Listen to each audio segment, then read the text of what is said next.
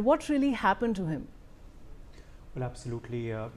We are, of course, seeing, before I just get to the ailment that Dharmendra ji was suffering from, we are, of course, just seeing that on our, we just saw that on our screens, President of India, Draupadi Murmu, putting out her first statement, condoling the demise of Dharmendra ji. Before that, Union Minister Nitin Gadkari had reacted. Also, Union Minister of State Ramdas Athawale had also spoken with the media, and we will expect these political reactions also to continue coming in, because Dharmendra, of course, was someone who was not just an actor.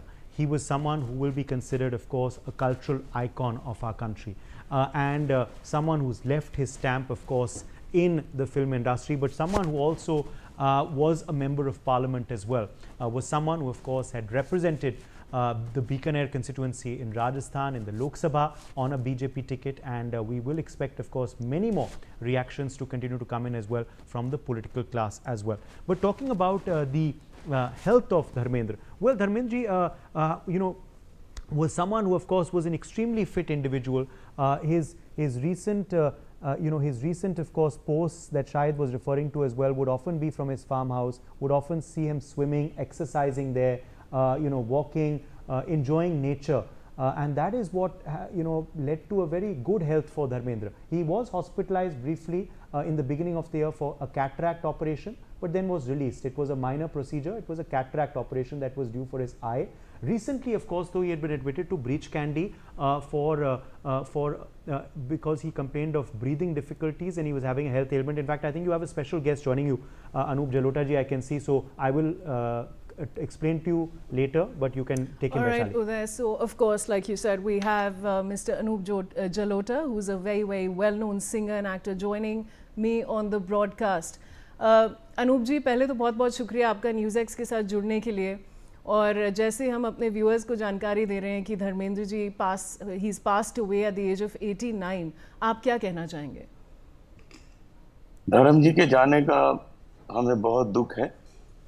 बहुत अच्छे कलाकार तो थे ही, बहुत ही नेक इंसान थे, शरीफ आदमी थे, सबसे प्रेम करते थे और हमारा कुछ ज़्यादा ही उनसे लगाव था, क्योंकि हम लोग एक ही गांव के थे, हम लोग फगवाड़े के रहने वाले।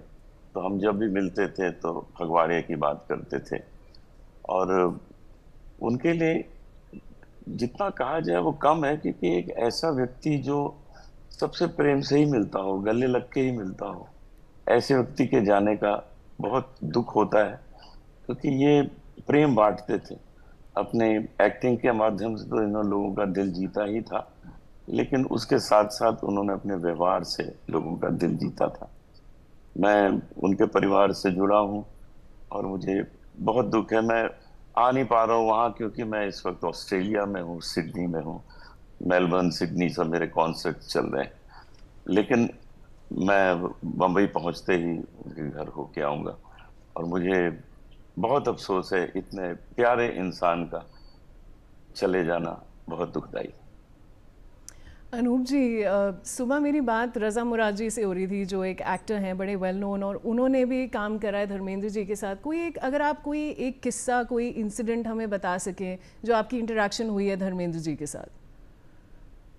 कई बार मिले, लेकिन एक बड़ा इंटरेस्टिंग किस्सा है कि मैं बाई ट्रेन यहाँ से दिल्ली जा रहा था, तो कूपा था 2 लोगों का, तो मैं सोच रहा था कि दूसरा व्यक्ति कौन आएगा उसमें, तो देखता हूँ कि धर्मेंद्र जी आ गए उसमें।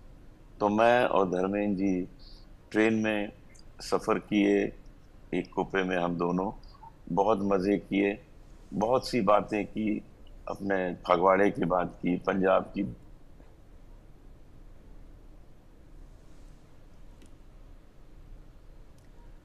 All right, viewers, of course, that was well-known singer and actor Anup Jalota ji, who was joining me on the broadcast, and we'll try and reconnect with him.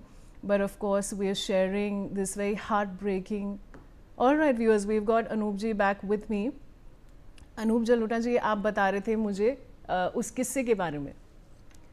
हाँ, वो ट्रेन में एक बार मैं ट्रेन से जा रहा था बॉम्बे से दिल्ली, एक फर्स्ट एसी कूपे में, तो मैं सोच रहा था कि सेकंड बंदा कौन उसमें आ रहा है, क्योंकि 2 लोगों का वो होता है। तो देखते हैं उसमें धर्मेंद्र जी आ गए, तो हम और धर्मेंद्र जी को बातें की, पंजाब की बातें, घर से खाना भी ले आए थे, वो हम लोगों ने खाया, बहुत ही खूबसूरत।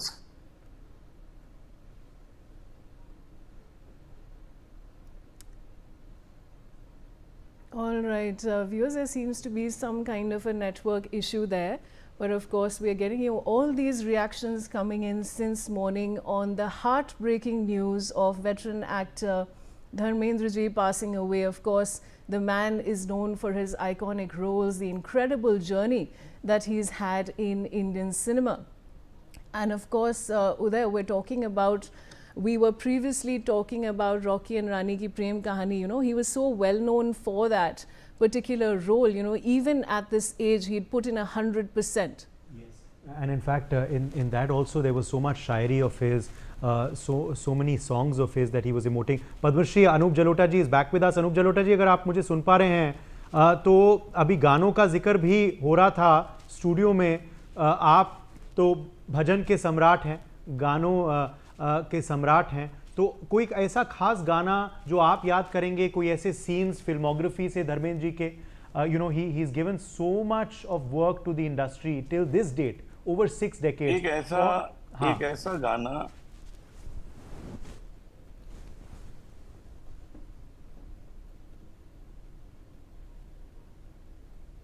नेटवर्क इशू हो रहा है शायद अनूप जलोटा जी के संग, अनफॉर्चुनेटली वो याद कर रहे थे. He was remembering of course you know Dharmendra and his experiences and memories. Yes ji Anoop ji. ऐसा दिल को छू जाता था वो गाना जब जब सुनते थे. ऐसा कौन सा गाना अनूप जी? आपकी आवाज थोड़ी ब्रेक हो गई. कौन सा गाना दिल को छू जाता था? सुनो दुनिया वालों, या मुझको अभी चुप रहने दो, मैं हमको खुशी कैसे कह दूं, जो कहते हैं उनको कहने दो, या दिलों को छू गया ये गाना. और एक जगह एक पोज पे खड़े होकर पूरा गाना उन्होंने गाया था. ऐसे पिक्चराइज होते थे गाने जो दिल को असर करते थे. बिल्कुल बिल्कुल. ऐसे यादें ही रह जाएंगी, ऐसे यादें ही रह जाएंगी. अब धर्म जी की कौन सी सबसे ज़्यादा याद आपको आएगी? कौन से वाक़या का, कौन से फिल्म का, कौन से ऐसे नज़ारे का सबसे ज़्यादा याद आपको आएगा? हम तो उनके शोले नहीं भूल सकते. शोले में जो काम किया है, इतनी अच्छी कॉमेडी की, बहुत मज़ेदार काम किया, हमको वो भुलाना मुश्किल. बहुत बहुत खूबसूरत काम.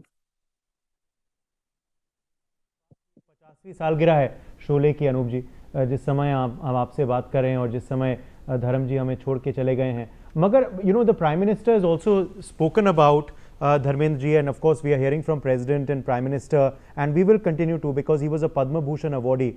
But Pradhan Mantri ji ने जिक्र किया है about his humility, his warmth and his simplicity, that didn't change over the ages despite his success. He may have been, Anup Jalota ji, the most commercially successful actor, but that didn't, you know, make him lose his humility, his simplicity and his warmth.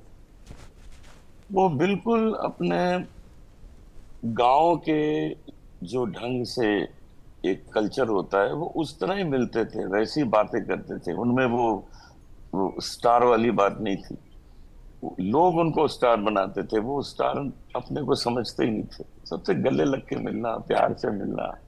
अभी भी जो farm house में रहते थे, वहां उन्होंने अपना पंजाब बना लिया था, फगवाड़ा बना लिया था. वहां कभी थोड़ा खेती करते थे, कभी बैठ के एक उन्होंने कुछ एक ऐसी जगह रखी थी, चारपाई वगैरह रखी थी जैसे पंजाब में होती है, तो खटिया, उसमें बैठते थे, उसमें लेटते थे, वो लस्सी पी रहे हैं अपने.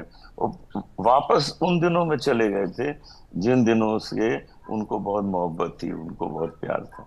तो ये व्यक्ति की सादगी होती है, ये व्यक्ति की खूबसूरती होती है जो वो बना के रखता है.